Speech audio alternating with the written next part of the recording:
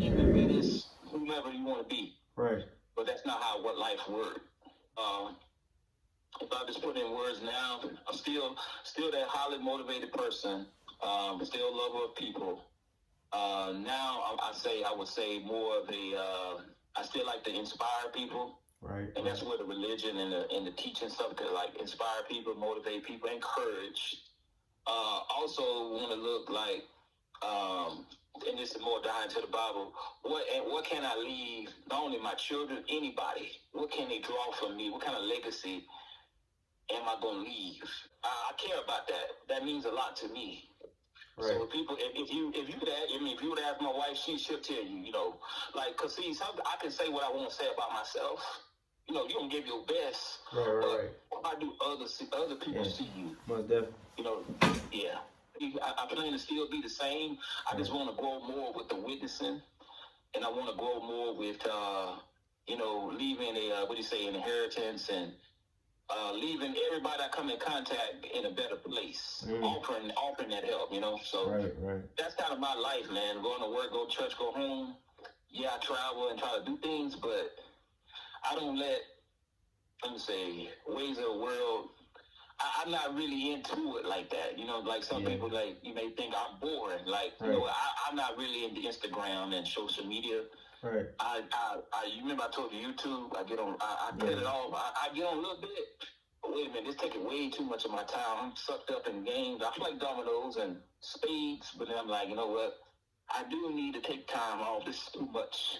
Right. You gotta have something to release yourself. Now I'm not lifting weights. I'm not playing basketball, so that's kind of my outlet for me. I just see that like we kind of similar, inspiring and that encouraging and just that teaching.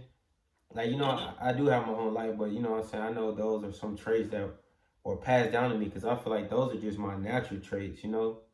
Like I don't try to do those things. Those things are just like already in me. But yeah, I get a joy out of that. I was gonna take like a little nap because I got tired. I was drained. But then when I started like kind of encouraging people and like just telling them the truth or talking about God, I got my energy back, and I'm like, this is what I like to do. You know what I'm saying? Because all this time I realized I was doing what everybody else wanted me to do and not doing what God had called me to do. So that's powerful. Yeah, so I feel like I'm just moving in my purpose now, Mm-hmm. Yeah. And my hat off to you. You found yourself way sooner than me. Yeah. You see, I'm with you. You said the perfect thing. Sometimes you like everybody tell you who you're supposed to be. Right. I went through that. Well, man, you should, you should go into this, or man, you should go into that. And then you try to please grandma, try to please grandpa, aunts and uncles and cousins. Right. But really, is that what you want? Most definitely. And so certain stuff I did too. I know exactly what you're talking about. And it really, be honest with you, I was like 25 to 27. Then I said, you know what? I'm going to do things I want to do. I'm tired of, trying to please other people, do things what people think I should do. Right. I'm going to be happy doing what I want to do. That's where I knew there was a separation. Let's say when a boy becomes a man and a girl becomes a woman. Right. There's a separation that takes place. And I began to say, like you did, I start looking around like, man, you know what? These people have the same name as me, but I'm really, because, when I got to, my eyes become open. Right. And, start changing, I was like, I'm really not like them. Right. But that's okay. They're my family. I still love them, but that's not my purpose. Right. You got to. Every individual has to find their own purpose. And when you find purpose, when you get up and do things every day, you don't look at it as a job. You're passionate. I love what I'm doing. Yeah, really. Yeah. So and when I got like that, about 26, 27, and I just build on it from there. JT, that's what I just build on it from there. It's like. I was like, God, it's like my prayer was, well, God, what can I do? What can I do to work more for you? And you know what I'm saying? And so didn't want to be, more teaching in the church. Right. Like you said, you've been a teacher and a leader. Right. That helped, when I was able to, the opportunity presented itself, I wanted to get into some training and grooming. Right. Grooming up other deacons and, other leaders and stuff. So I was like, this is good. And so I wanted that. So, because I like history, I like reading and learning, like you said. So I don't have no problem getting up teaching on that. Hey, let's put out the Bible map. Let's see what how these people move. Let's see what the genealogy is. Let's see who they came from. What do their name mean? Right. What do you see? Some people just read over that like I ain't reading all that. No, that's important. Read that stuff. Yeah, we tend to skip those. I wasn't like that at your age, but I got like that now. I was really more in my probably 30s, man, to really see the lights start clicking on. Like, you know what? I need to. Or put it like this, you need to live the life came in my mid-20s. Like, don't just say these things. You have to live them. Right. You have to live them. Right. There you go. That's kind of all I'm gonna say on it right there. That's the separation between a boy and a man, though. Doing what you say what you gonna do. You know, like being true to your word. Yeah. That's true. Yeah. I respect that. I see a lot of growth and maturity in you at 19. Yeah. Man. I wouldn't like that. Yeah. I'm telling you. I mean, you know what I'm saying? I gotta give the glory to God, you know what I'm saying? But it comes from wisdom, you know, from searching and reading and doing stuff like that. Like that's where it really truly comes from. Like it comes from God, of course, but like as far as me just getting these books and stuff, like because I knew like once I left school, I had to educate myself. So like I have to get as much knowledge as I can because I'm already taking.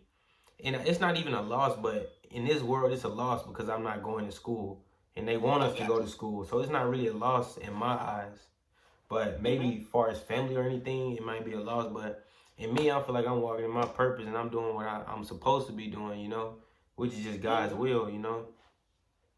That's true. That's true. There's nothing wrong with that. As long as you're educating and making yourself better, you're improving on yourself, your character. You're right, because you can go to college, like you said. There's still temptations. There's still trouble you can get into. There's decisions you can make. Even though you're going to college to better yourself, are you doing what you're supposed to do while you're there? Right. And a lot of people party, drink, you know, go out, and they get that degree, but did they really learn anything, though? They just fit. You know what I'm saying? And just got by satisfactory. But they wasn't on the magna cum laude. You know, they wasn't on the top. You know what I'm saying? Really taking it at focus and seriously. Right. But I see people now, they got the degrees. I'm like, you don't think they never even went to college. No, really, though. Because it's like you said, you're not bettering yourself. Yeah. You just don't, just because you got that piece of paper, you still got to work on yourself still. You don't just not stop improving yourself. You know, so reading, that's true. Reading helps you speak better. It helps you think on a high level. Your maturity of wording, all that, your reasoning, how you sound, all that reading does help. And you learn from other people, how they share stuff. So, that's good, you know, because a lot of people, they try to being able to read and write, it is, you know, back in the day, like slavery days, they held that from them, being illiterate. But it's powerful, man. Your brain is powerful. No, really. It's really, really powerful. We don't really know how powerful it really is. Yeah. You know, until we put in the work. When you put in the work and you start seeing the fruit in it, you're like, wow, okay, this is good, you know? Right. Yeah. That's all true. Yeah. No, I'm smiling, man. I like that. Those are the right questions. You know how when somebody asks a question, you kind of tell where they're coming from or how deep, what kind of level you on. Right. The fact that you're asking that shows me that you really looking at yourself in the mirror, trying to figure out where I come from. Okay, what's my identity? Right. What is it about I'm like with my dad? What is it about his family, about my mom and her family, and how I became this way? Like, what's the natural abilities that I got, and what are the things that may be different from him? You see what I'm saying? Yeah. Most kids not even thinking, young men, they ain't even thinking like that. They just, I'm going to do me, I'm going to be me, but there's a reason, like, you became that way somehow. Even though I'm that way, like me, I got it from my dad. And then I look at my dad, he got it from his. Right. So that servitude, that leadership, that's just a trait that's in the tuck men. Because most tuck men are coaches. See, you in coach, they try to get in sports and coaching. So they like leadership and inspiring, encouraging. That's what a coach is doing, right? They're inspiring and encouraging and teaching you. Right. Okay, you got some that teach. Like on the women's side, we got some valedictorians in our family, right? Right. Your uncle Justin was a valedictorian. Oh, that's You know, crazy. so when I think about that when I was in college, I'm like, you know what? I was close, but man, I shortchanged myself. Right. From the having all the responsibilities, kids young, and working 2 jobs. I couldn't really focus in my grades like I should have.